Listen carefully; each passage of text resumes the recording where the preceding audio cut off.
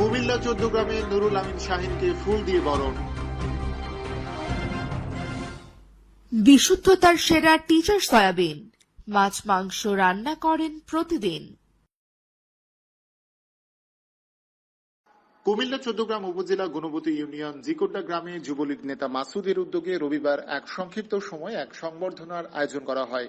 এই সংবর্ধনার অনুষ্ঠানের শুরুতেই ১৪ গ্রাম উপজেলা আওয়ামী লীগের নবগঠিত কমিটির যুব ও ক্রীড়া সম্পাদক এবং বাংলাদেশ বঙ্গবন্ধু ফাউন্ডেশনের সাংগঠনিক সম্পাদক জনাব নুরুল আমিন শাহিনকে ফুল দিয়ে বরণ করে নেন যুবলীগ নেতা মাসুদ এবং জামশেদুর রহমান শাহেদ।